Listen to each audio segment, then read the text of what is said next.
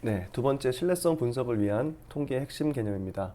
앞서서 간단하게 살펴본 신뢰성 분석 사례 두 가지에서 아실 수 있듯이 저희가 신뢰성 분석, 즉 수명 대상 제품에 대한 수명을 예측하고 제가 어떤 활용하기 위해서는 샘플, 그러니까 제한된 데이터를 가지고 추정을 해야 되는 상황이 놓인 경우가 많습니다. 특히나 이제 신뢰성 데이터들은 많은 수량을 확보해서 분석하기가 굉장히 어렵기 때문에 일반적으로 이제 적은 샘플 사이즈로 분석을 해야 되는데요. 이제 이럴 때 그 통계적인 방법을 이용해서 추정과 검정을 통해서 실시하게 됩니다. 자, 그때 필요한 주요한 핵심 개념들을 좀 간단하게 살펴보고 이제 본격적인 JMP 분석 실습을 소개해드리고자 합니다. 자, 이제 신뢰성 분석을 한다, 또 신뢰성 활동을 한다라는 어, 얘기에서 통계적인 방법이 어떤 역할을 하며 왜 필요하느냐를 좀 간단하게 좀 소개를 드리려고 하는데요. 뭐 그냥 우스갯소리로 잠깐 뭐 보자면 동서고금을 막론하고 불황을 모르는 업종, 그러면 어떤 게 있을까요? 이제 저희 이 통계적인 방법론에 대한 필요성을 역설하기 위해서 좀뭐 재밌는 사례를 한번 말씀드려 보려고 하는데, 점집, 예를 들면 이제 미래를 예측하고 만약에 그 예측 결과가 나에게 별로 좋지 않은 결과가 올 것 같으면 그걸 대비할 수 있는 대책을 마련하는 것. 그거는 누구에게나 나에게 벌어질 미래의 일을 알고자 하는 거는 누구에게나 관심 있는 일이잖아요. 그래서 저희가 점집에 가서 미래를 예측하고 점을 치고 그 점의 결과가 좋지 않으면 부적을 쓰거나 구술해서 그거를 예방할 수 있는 어떤 대책을 마련하는 활동들을 하게 되는데, 마찬가지로 저희가 이제 제조사의 입장에서 제품을 설계하고 만들었는데 이게 시장에서 문제없이 잘 사용이 될지, 우리가 고객들과 약속한 보증 기간 내에 문제가 없을지, 그리고 우리가 처음에 설계했던 설계 목표대로 이 제품이 고장나지 않고 잘 운영이 될 것인지에 대해서 예측하는 것은 굉장히 큰 관심사가 된다는 거죠.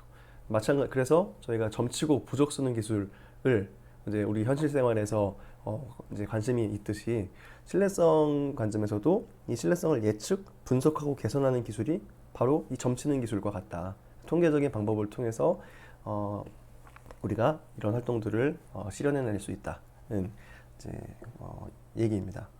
자, 그러면 이 신뢰성을 예측하고 분석하기 위해 핵심이 되는 것이 결국 이 데이터, 수명 데이터와 이 수명 데이터가 갖는 근본적인 산포에 대한 관계를 잘 이해하는 것이 굉장히 중요한데요. 자, 이제 저희가 모집단이라고 하는 전체 제품 집단이 있다고 해보겠습니다. 그리고 그 모집단에서 제가 관심 있는 대상이 비텐 수명이라고 해보죠. 이때는 우리가 어떤 부품을 개발했는데 이 부품이 사용 환경에서 한 10%가 고장나는 시점이 얼마나 되는지가 궁금하다고 해보죠. 자, 그러면 그 제품이 수명을 예측하기 위해서 저희가 이제 어떤 고장을 재현하는 실험 방법들을 설계하고 이제 가속 시험이나 수명 시험을 실시해서 저희가 이제 표본을 얻게 됩니다. 그것을 표본 내지는 저희가 수명 데이터라고 하겠습니다.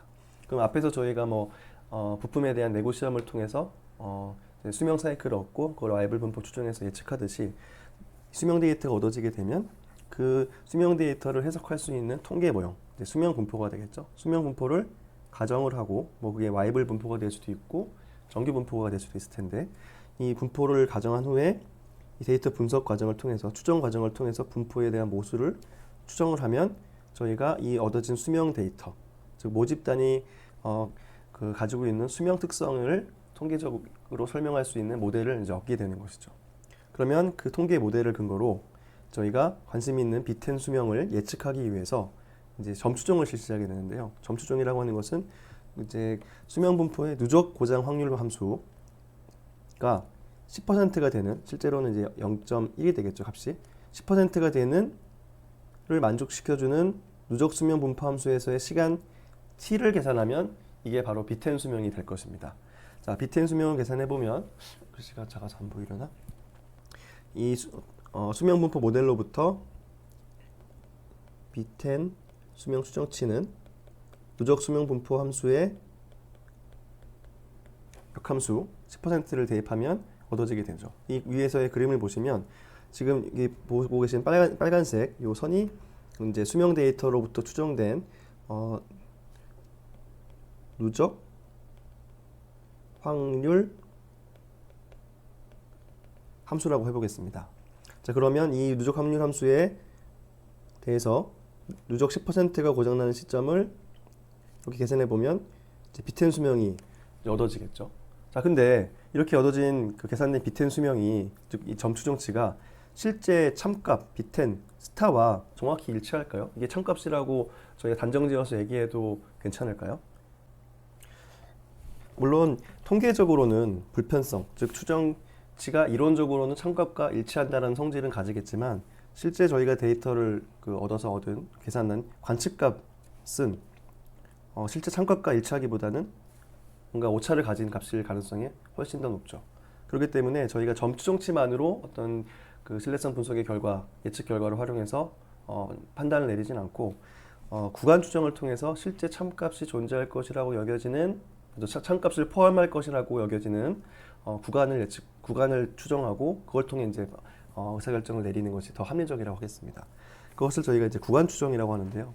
저희가 뭐 유의 수준을 0.05로 설정한다고 하면은 이제 95% 신뢰 구간이 얻어질 텐데, 이렇게 실제 비텐에 대한 점 추정치만으로 단정적으로 결론 내리기보다는 실제 참값 비텐 수명에 대한 신뢰 구간을 계산해서 신뢰 구간을 함께 활용해서 저희가 어떤 관심 대상에 대한 예측과 어떤 판단을 내리게 됩니다. 자, 그러면 이 신뢰 구간이라는 게 어떤 의미를 가지는지 좀 설명을 좀 드려보겠습니다. 자, 지금 위에서 설명드린 예제를 보시면 하나의 표본 샘플 세트 하나에 대해서 저희가 모수를 추정하고, 그 추정된 모수로 분포를 추정한 다음에 관심 있는 어떤 신뢰성 척도, 비텐 수명을 추정해서 제품 집단에 대한 수명을 이제 예측을 했습니다. 그러면 이 제품이 동일하다고 했을 때 동일한 모집단으로부터 이러한 표본을 얻는 신뢰성 시험을 여러 번 반복한다 그러면 비텐 수명은 어떻게 추정이 될까요? 예를 들어서 이제 수명 데이터 같은 실험을, 이 위에서 지금 저희가 했던 것과 동일한 같은 실험을 또 한 번 해보고 두 번 해보고 이런 식으로 100번을 반복해서 이제 실험을 해서 매번 다른 데이터셋 100개를 얻어서 이제 또 동일한 그 추정을 한다고 생각해 보죠. 그래서 수명 분포를 각각 다 매번 다르게 추정을 한 다음에 추정하고 이제 비텐에 대한 요 값을 비텐에 대한 추정치라고 하고, 요 구간을 신뢰 구간이라고 했을 때 하고, 지금 비텐 스타 참값을 이제 그 결정이 되어 있다 해보죠. 참값은 변하는 값이 아니니까. 그러면 이러한 수명 데이터를 얻어서 추정하는 행위를 매번 반복하면 비텐에 대한 추정치도 매번 다르게 얻어지고 그에 대한 신뢰 구간도 매번 바뀔 것입니다. 즉 신뢰성 시험을 반복하면 비텐에 대한 점 추정치와 신뢰 구간은 매번 다르게 얻어질 거예요. 그죠? 그래서 저희가 이 데이터 산포에 대한 이해로부터 이제 좀 저희가 알아야 될 이제 시사점이라고 한다면, 추정 산포를 항상 저희가 신뢰성 분석을 하고 그에 대한 판단을 하거나 해석을 할 때는 추정에 대한 산포를 갖는 표본의 분석 결과로부터 의사결정을 내리기 때문에 항상 판단에 대한 오류의 위험이 존재한다. 즉, 이 오류를 고려한 의사결정을 내려야 된다는 것을 저희가 항상 명심을 해둘 필요가 있습니다. 그렇기 때문에 통계적인 분석을 할 때는 항상 따라 나오는 뭐 신뢰 수준, 뭐 유의 수준, p-밸류 이런 것들이 우리가 신뢰성 분석을 할 때 결과로 항상 제시되는 이유가, 이 추정된 데이터가 갖는 어떤 변동성을 고려했을 때 실제 참값에 대한 추정에 대한 오차를 항상 그 구간으로 보여주거나 그에 대한 어떤 오류의 판단에 대한 오류 가능성을 수치적으로 이제 제시해주는 것입니다. 그래서 다시 신뢰 구간의 의미로 돌아가 보면, 이제 신뢰 구간이라고 하는 것은 지금처럼 100번의 신뢰 구간을 얻는 행위를 한다 그러면 그 중에 95번은 신뢰 구간이 모집단의 참값을 포함한다는 의미입니다. 여기에 제가 그림에 표기하진 않았지만, 뭐 예를 들어서 70번째쯤에 신뢰 구간을 계산해 보면 신뢰 구간이 이렇게 얻어져서 실제 참값을 포함하지 않을 가능성도 얼마든지 존재하잖아요. 그게 95% 신뢰 구간으로 저희가 계산했다고 한다면 100번 중에 95번 정도는 그 신뢰 구간이 참값을 포함하지만 한 5번 정도의 빈도로는 그 신뢰 구간이 참값을 포함하지 않을 수 있다라는 의미인 거죠. 즉 저희가 어떤 그 데이터 신뢰성 수명 분석을 통해서 신뢰 구간을 계산하면 95% 신뢰 구간을 계산했다고 한다면 이 신뢰 구간이 그 참값을 포함한다고 95% 확신할 수 있는 구간이라고 이제 이해하시면 되겠습니다. 자, 여기서 이제 여러분들이 좀 기억하셔야 될 거는 항상 우리는 참값으로부터 전체 제품 집단으로부터 추출된 일부의 샘플만으로 해석을 하기 때문에 항상 참값에서 과는 참값으로부터 3포를 가진 추정치로 의사결정을 내리는 환경에 처해 있다. 이제 이렇게 기억하고 계시면 되겠고요. 자, 그러면 신뢰성을 예측하고 판단하는 관점에서 한번 예제를 보시죠. 어떤 제품에 대해서 이 비텐 수명이 이 제품의 수명 그 누적 고정 확률이 10%가 되는 시간이 1000시간을 초과하는지를 한번 확인해 보려고 한다고 해보겠습니다. 그래서 이걸 확인하기 위해서 신뢰성 시험을 실시하고 수명 시험을 실시해서 표본을 n개를 얻었고 그 표본에 대한 이제 통계 분석을 통해서 이 데이터를 적절하게 잘 설명해주는 수명 분포를 이제 얻었습니다. 그래서 우리 앞서 살펴본 것과 동일하게 비텐 수명과 95% 신뢰 구간 그리고 99% 신뢰 구간을 각각 다음과 같이 얻었다고 해보죠. 그래서 비텐 추정치가 1100시간이 얻어졌어요. 자, 그러면 이 결과로부터 점수 추정치가 1100시간이고 비텐 수명의 목표가 1000시간을 초과하는지 확인하려고 했으니까 100시간 정도 초과 달성했으니 우리가 이 제품의 비텐 수명이 1000시간이 넘는다고 말할 수 있겠군. 그냥 이 점수 추정치 하나만 가지고 단정지어 얘기할 수 있을까요? 사실 그렇지 않을 수 있죠. 왜냐하면 그 이번에 얻어진 표본이 운이 좋게 좋은 것들만 잘 골라져서 그 수명이 실제보다 조금 더 좋게 추정되었기 때문에 1100시간이 나올 수도 있는 거잖아요.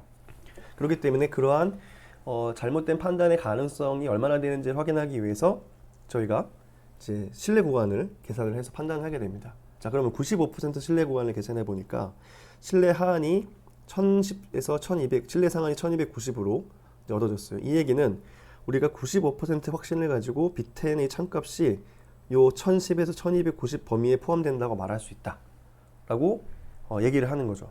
자, 그러면 이거를 반대로 좀 바꿔서 해석해 보면 우리는 95%의 확신을 가지고 비텐이 1000시간을 초과한다고 말할 수 있다 라고 주장을 하거나 해석해도 될 것입니다. 자, 그런데 저희 99% 신뢰 구간으로 좀 신뢰 수준을, 확신의 수준을 높여가지고 계산해 보니까 99% 확신을 가지고 비텐 참값이 950에서 1350 범위에 포함된다고 말할 수 있다는 거예요. 이 경우에는 구간이 1000시간을 포함하고 있잖아요. 즉 1000시간 미만의 범위도 포함하고 있으니까 99%의 확신을 가지고는 지금 이 제품의 비텐 수명이 1000시간을 초과한다고 말하기에는 좀 근거가 부족하다는 것이죠. 데이터의 3%를 고려했을 때. 그렇죠. 그러면 이렇게 신뢰 수준을 달리함에 따라 판단이 달라질 수 있는데, 그러면은 우리가 이 그 판단을, 통계적인 어떤 의사결정을 할 때 좀 체계적으로 내릴 수 있는 어떤 절차와 기준이 있어야 될 텐데요. 그것을 보다 체계적으로 한 것을 가설 검정이라고 합니다. 즉 데이터가 가진 정보로부터 관심 모수를 추정하고 이 그 최초에 저희가 제기했던 어떤 질문에 대한 통계적인 어떤 의사결정을 내리는 과정을 체계화한 것이라고 하는데요. 그러면은 지금 처음에 저희가 예제에서 보여줬던 질문을 다음과 같이 바꿔서 한번 얘기해 보겠습니다. 기무가설, 비텐 수명은 1000시간 이하이다. 그리고 대립가설, 아니야, 비텐 수명은 1000시간을 초과한다 라는 서로 상반되는 상호 배타적인 두 개의 주장을 놓고 데이터 분석을 통해서 어느 쪽 주장이 합당한지에 대해서 어느 정도 의사결정 오류의 위험을 사전에 결정을 해놓고 그 수준 하에서만 판단을 내려보자 라고 하는 것이죠. 이게 바로 이제 가설 검정에 대한 기본적인 이제 아이디어가 되겠습니다. 네. 그럼 이 가설 검정을 어떻게 실시하는지 좀 절차를 설명을 드리고 간단한, 좀 보다 이해하시기 쉬운 간단한 예제를 통해서 한번 같이 JMP를 통해서 확인을 해보도록 하겠습니다. 자, 통계적 가설 검정의 절차는 앞에서 저 말씀드린 것처럼 그 검정하고자 하는 가설, 내가 그 확인하고 싶은 어떤 주장을 가설로 수립을 하게 됩니다. 그래서 가설을 설정을 하고 그 다음에 이어서 이제 유의 수준이라는 걸 결정하는데요. 앞에서 신뢰 수준 95%에서는 비텐 수명 1000시간을 달성한 그 확신을 할 수 있었지만 99% 신뢰 수준에서는 1000시간을 초과한다고 말하기 어려웠잖아요. 그런 것처럼 내가 그 비트앤 수명을 이 1000시간을 넘는다고 말할 수 있다, 없다에 대한 판단을 하는 어떤 기준을 정하는 것. 이걸 저희가 유의 수준을 결정한다고 합니다. 왜냐하면 그 신뢰 수준 99%를 하더라도 이제 1% 정도의 어떤 오류의 가능성을 가지고 있는 거잖아요. 그죠? 95% 확신을 가지고 판단하는 경우에는 이제 약 최대 한 5% 정도의 그 오류의 가능성을 가지고 있는 것이고. 그러니까 저희가 어떤 그 가설, 뭐 1000시간 이하이다, 1000시간을 초과한다. 서로 상반되는 두 개의 주장 중에 어느 하나를 택할 때 내가 그 이 판단을 함으로써 발생할 수 있는 오류의 가능성을 최대 어느 정도까지 허용할지 그 기준을 세우는 것이 바로 유의 수준이라고 이해해 주시면 되겠습니다. 그럼 이제 유의 수준이 결정이 되면 이 실험 데이터로부터 수명 데이터로부터 검정 통계량이라는 걸 계산을 하고요. 그리고 이 검정 통계량을 이용해서 이 검정 통계량이 갖는 p-밸류를 계산한 후에 어느 가설을 우리가 지지할지를 판단을 하게 되는데, 자, 이 통계적 가설 검정을 할 때의 기본 어떤 전제, 아이디어를 먼저 좀 설명을 드리면, 일단 통계적 가설 검정을 모든 출발점은 저희가 기무가설과 대립가설을 설정해서 어느 쪽 가설이 그 더 지지받는 가설인지 합당한 가설인지를 판단하는 과정이 가설 검정인데, 기본적으로 출발을 자 일단 기무가설이 참이라고 먼저 가정을 해놓습니다. 참이라고 한 상태에서 수집된 표본 수명 데이터가 되겠죠. 표본으로 계산된 이 검정 통계량이 기무가설을 얼마나 지지하는지, 즉 만일에 기무가설이 참이라면 지금 내가 얻은 표본 데이터로 계산된 검정 통계량이 얼마만큼 이게 개연성이 얻어짐직한 개연성이 있는 그 값인지를 측정을 해서 이 채택 여부를 판단하게 됩니다. 즉 만일에 기무가설이 참이라면 내가 가진 데이터 얻은 결과가 얻어진 가능성이 얼마나 있을까? 만일에 그 기무가설이 참이라고 전제를 세워놓고 기준을 만들어 놓고 이제 실제 데이터에서 얻은 그 데이터로부터 기무가설이 참인 상태에서 참이라는 전제 하에서의 검정 통계량을 계산했는데, 이 검정 통계량이 기무가설이 참이라면 거의 존재할 수 없는 매우 희박한 사건에 해당된다라고 하면 저희는 기무가설이 참이라고 가정을 했는데 실제 데이터를 보면 기무가설이 참이라면 이러한 데이터가 얻어질 가능성이 매우 희박하긴 하기 때문에 기무가설보다는 대립가설이 더 합리적인 주장이 될 것이다 라고 판단을 내린다는 거죠. 자, 그럼 이게 어떻게 진행되는지에 대해서 좀 예제로 설명을 드리겠습니다. 백업은 제가 필요하면 뒤에서 설명을 드리고요. 네, 이제 모평균에 대한 검정 예제인데요. 어떤 부품을 10개를 무작위로 추출을 해가지고 파손이 발생하는 하중을 측정해서 10개의 데이터를 이제 아래와 같이 얻었다고 하겠습니다. 그래서 이제 저희가 궁금한 거는 그럼 평균적인 이 파손 하중이 10kg을 초과하는지를 확인해 보고 싶은 거예요. 근데 이제 초과하는지에 대한 판단을 유의수준 0.01이 아니라 0.05에서 검정해 본다고 한다고 해보죠. 그래서 그 데이터를 JMP에 워크시트에다가 입력하고 말씀드린 것처럼 실제 시연은 뒤에서 신뢰성 분석 기능에서 보여드리고 여기서는 캡처 화면으로 일단 좀 빠르게 설명을 드리도록 하겠습니다. 먼저 분포를 이제 추정을 하게 되면요. 분포에서 분포 추정을 하게 되면 일단 평균적인 수명과 대충 요약 통계량이 나오게 되고, 이 상태에서 평균에 대한 검정과 이제 신뢰 수준을 저희가 설정해서 가설 검정을 실시할 수 있게 됩니다. 그러면 최종적인 결과가 추가적으로 이렇게 이제 얻어지게 되는데요. 이 결과를 이제 해석해 보겠습니다. 자, 최초에 저희가 질문이 평균 파손 하중이 10kg을 초과하는지를 저희가 알기 위함이었기 때문에 기무가설로 이 평균 하중은 10kg 이하이다 라고 설정하고, 그에 대한 대립가설로 저희가 입증하고자 하는 주장을 대립가설을 설정해서 10kg을 초과한다고 가설을 설정합니다. 그리고 유의 수준으로는 즉 기무가설을 기각했을 때 그 판단이 잘못될 최대 확률을 0.05, 한 5% 정도로 설정한 상태에서 저희가 판단을 내리겠다고 해보죠. 자, 이 상태에서 검정 통계량, 즉 평균 파손 하중을 계산된 10개의 데이터로부터 계산된 검정 통계량, 기무가설이 참이라고 했을 때 지금 저희가 표본으로부터 얻은 평균 하중이 평균이 13.5 5인데요. 이 13.5kg이라는 평균값이 기무가설이 참이라면 얼마나 얻어짐직한 것인지를 측정하는 어떤 지표로 4.5826이 나왔다고 해보죠. 자, 그러면 이때의 p-value를 계산해 보면 0.0007로 만일 기무가설이 참이라면 이 검정 통계량 4.5826 또는 표본 평균 13.5kg보다 더 극단적인 평균값이 나올 확률이 0.0007이라는 거죠.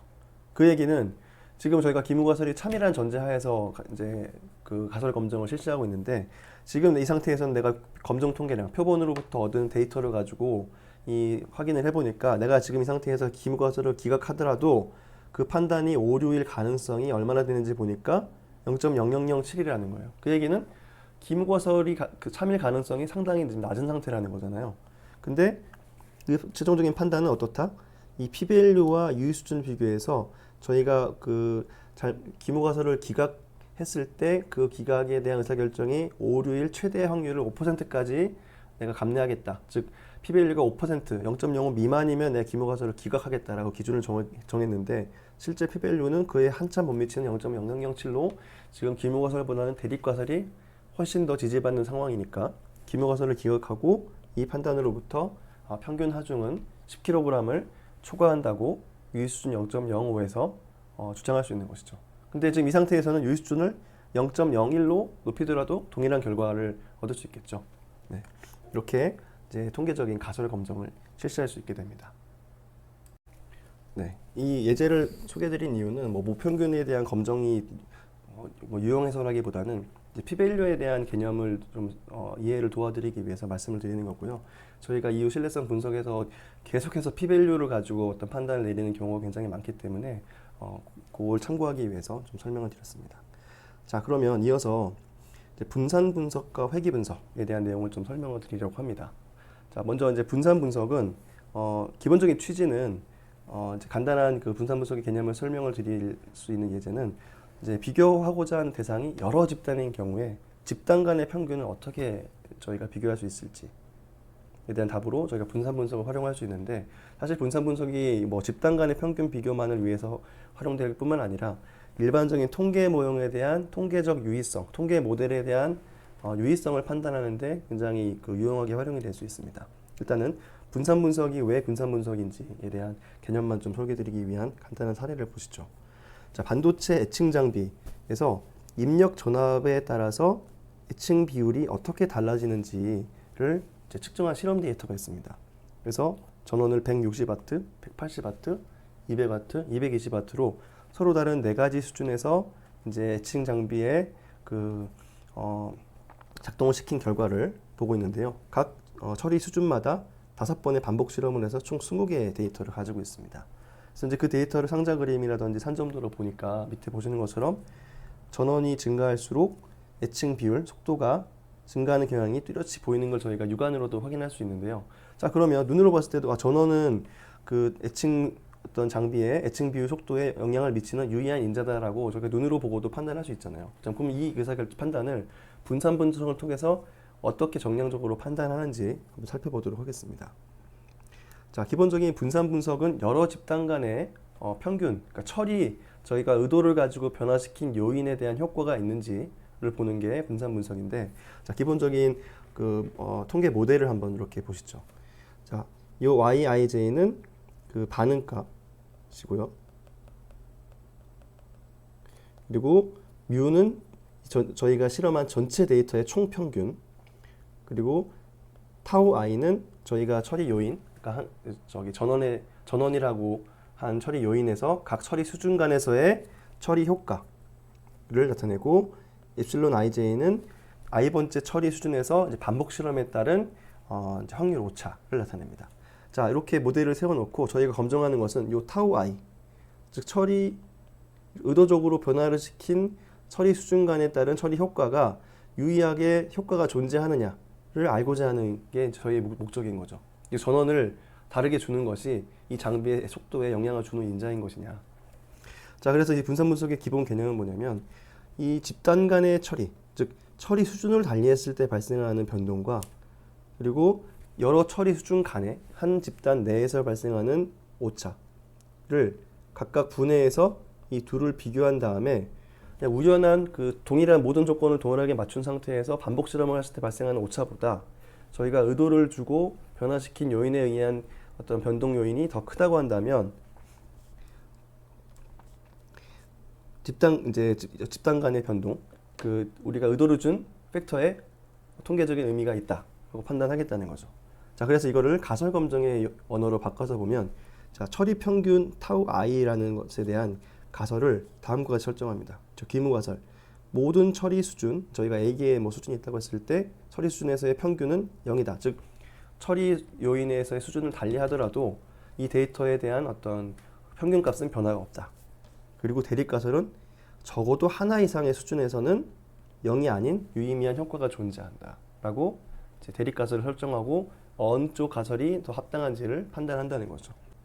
네, 그래서 저희가 의도를 가지고 변화를 시킨 요인에 대한 효과가 존재하는지를 확인하기 위해서 저희가 측정한 모든 데이터에 대한 변동을 의도를 가지고 변화시킨 데이터에 의한 변동과 그렇지 않고 우연한 오차, 측정에 대한 3%로 인해 발생하는 변동으로 분해해서 그 둘을 비교를 하는 절차를 설명을 드리도록 해보겠습니다. 자, 보면 처리 변동, 저희가 이제 앞에서 살펴본 전원을 다르게 줬을 때 발생하는 변동은 어떻게 저희가 볼 수 있냐면, 지금 보시는 것처럼 160W에서의 처리에 대한 평균, 180, 200, 220에서의 처리 평균이 있지 않습니까? 이거를 전체 평균, 모든 데이터를 그냥 다 하나로 묶어서 평균 낸 값과 비교했을 때 요 갭만큼이 의도를 준 처리 요인에 의한 변동이 된다고 하겠습니다. 그게 요 파란색으로 표현이 되고요. 그리고 오차 변동, 즉 모든 조건, 전원을 일정하게 유지한 상태에서 반복 실험을 했을 때 발생하는 변동, 오차 변동이라는데, 이걸 각 처리 수준 간에서의 그 안에서 가지고 있는 이 변동, 빨간색 표시한 것, 이것들을 저희가 오차 변동이라고 표시를 해서 전체 데이터의 변동을 전원에 의한 변동과 전원을 달리했을 때 발생하는 변동과 그 다음에 오차에 의해서 발생하는 변동으로 각각 표시를 하고요. 각각 표시를 하고 그 전원에 의한 처리 변동과 오차에 의한 변동을 이용해서 이렇게 둘의 비율로 표시를 하게 되면 어떻게 저희가 판단할 수 있냐면, 둘의 비율이 1에 가깝다면 그 얘기는 전원을 달리 줬을 때의 변동이나 그냥 모든 조건이 동일할 때 발생하는 우연한 3%의 변동이나 비율이 큰 차이가 없다는 거잖아요. 만일에 이렇게 계산된 비율이 1에 가깝다면 전원에 의한 효과는 존재한다고 볼 만한 근거가 상당히 부족하겠죠. 그냥 우연한 변동이나 전원을 달리했을 때의 변동이나 큰 차이가 없다는 얘기니까. 근데 그 비율이 1보다 월등히 크다. 근데 월등히 큰 정도가 통계적인 어떤 3%를 감안하더라도 충분히 큰 비율이다 라고 한다면 저희는 의도를 가지고 변환시킨 처리에 의한 변동 효과가 더 있다는 얘기니까 전원은 유의한 요인이구나, 전원을 달리주게 되면 예측 비율에 영향을 줄 수 있구나 라고 판단할 수 있다는 것이죠. 그래서 이 판단하기 위해서 요 변동의 비율을 저희가 F 통계량이라고 하는데, F 검정을 이용해서 실시하면 이 어떤 정해진 유의 수준 하에서 기묘가설을 기각할지 안 할지를 판단할 수 있게 됩니다. 그리고 이러한 분산 분석을 하기 위해서 지금 좀 전에 설명드린 총 변동, 처리 변동, 오차 변동으로 분해한 것들을 일목요연하게 정리한 것을 가리켜서 분산 분석표라고 하는데요. 분산 분석표는 크게 처리간, 저희 의도를 가지고 변화시킨 요인에 의한 오차, 변동, 그리고 그 각 처리 수준 간에 발생하는 반복 실험에 의한 오차로 오차의 변동을 표현하고 그 둘을 합한 총 변동, 합계를 다음과 같이 표에 각각 그 줄에 그 표기를 하고 이제 평균 제곱합을 계산한 다음 이 둘의 비율인 F 검정 통계량을 마지막에 이렇게 보여주게 됩니다. 그러면 분산 분석표만 보게 되면 해당 요인이 통계적으로 유의한 어떤 그 의미를 가진 인자인지 아닌지를 확인할 수 있는 것이죠. 네, 그래서 이제 분산 분석 결과를 저희가 JMP를 통해서 살펴보게 되면 지금 그림에서 보시는 것처럼 요인을 달리했을 때 전원을 증가시키면 그에 따른 애칭 비율이 증가한다는 경향을 저희가 눈으로도 확인했지만 그것을 분산 분석을 통해 정량적으로도 이제 평가할 수 있게 됩니다. 그래서 이제 분산 분석표를 보시면 글씨가 좀 작아 보이는데 여기 보시면 전체 변동이 전원을 달리줬을 때의 처리 요인이 66,870 그리고 오차 변동이 5,339로 처리 변동이 압도적으로 큰 걸 저희가 확인할 수 있고요. 이 처리 변동과 오차 변동에 의한 이제 그 평균 제거 오차를 계산하고 F 통계량을 계산하면 F 검정 통계량이 66.8 정도로 얻어지게 됩니다. 이 얘기는 이 F 통계량은 처리에 의한 변동이 오차에 의한 변동보다 약 한 67배 크다는 얘기니까 압도적으로 전원을 달리줬을 때 발생하는 변동이 더 크다는 것을 저희가 알 수 있고 그 사실로부터 p-밸류를 계산해 보면 0.0001보다도 압도적으로 작은 거의 0에 가까운 즉 처리 평균에 대한 효과가 없다라는 기무가설을 확실하게 기각할 수 있는 증거가 확보가 되는 것이죠. 그래서 그거를 저희가 그림으로 보면 지금 보고 계신 요 그 검정 통계량에 대한 분포가 기무가설이 참일 때의 그 검정 통계량의 분포인데 지금 실제 저희가 실험 데이터로 계산된 검정 통계량을 계산해 보면 그 검정 통계량이 66.8로 실제 기무가설이 참이라면 존재해야 될 검정 통계량의 범위에서 한참 벗어난 곳에 위치하고 있으니까 저희는 이 사실로부터 이 기무가설이 참이 아니다. 대립가설이 참이다. 즉 최소한 적어도 한 개 이상의 요인에서 어떤 처리 속도에 변화를 주는 요인이 그 원인이 있다라고 판단하고 저희는 전원은 통계적으로 유의한 애칭 속도에 영향을 주는 팩터라고 판단 내릴 수 있게 되는 것입니다. 자, 이 결과를 저희가 일반화시키면 뒤에서 저희가 신뢰성 분석을 할 때 다양한 어떤 해석의 동일한 원리로 적용이 될 수 있다고 하겠습니다. 자, 그러면 이제 이어서 회귀 분석인데요. 회귀 분석은 저희 열화 데이터 분석을 할 때 사실 그 회귀 분석이 동일하게 적용되기 때문에 같이 좀 설명을 드리려고 하는 건데요. 뭐 잘 아시겠지만 회귀 분석은 주 관심 대상, 즉 y 변수, 종속 변수 y와 그리고 그와 연관이 있는 변수, 독립 변수 x의 관계를 모형화하는 통계적인 이제 분석 방법이라고 하겠습니다. 주로 이제 회귀 분석은 예측을 하기 위해 많이 사용되죠.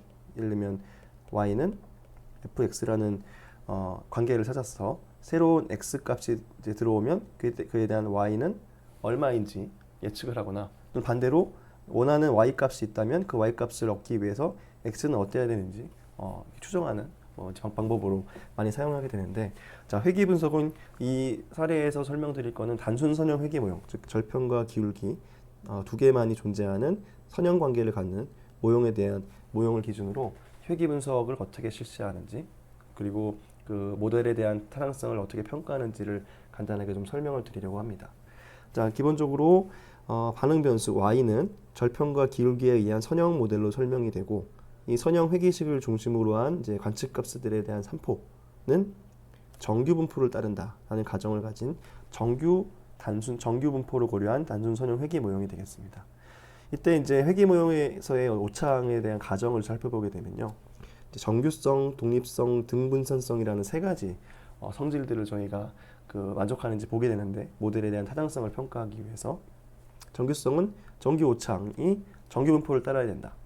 그다음에 독립성은 그 측정된 오차들 간에 서로 상호 독립적인 관계를 가져야 된다. 이를테면 마치 주식 데이터처럼 서로 상호 자기 상관성을 가져가지고 오차가 증가할 때 같이 증가하는 경향이 있다거나 하는 시계열적인 특성이 있으면 안 된다는 것이고 등분산성은 그 오차가 y값이 크든 작든 항상 일정한 오차를 유지해야 된다는 것이죠. 그다음에 예측값이 작을 때 오차가 적고 회귀 모델의 예측값이 클 때 오차도 같이 크면 안 되고 회귀시계를 중심으로 항상 일정한 범위 내에서 관측값들이 있어야 된다는 게 등분산성이 되겠습니다.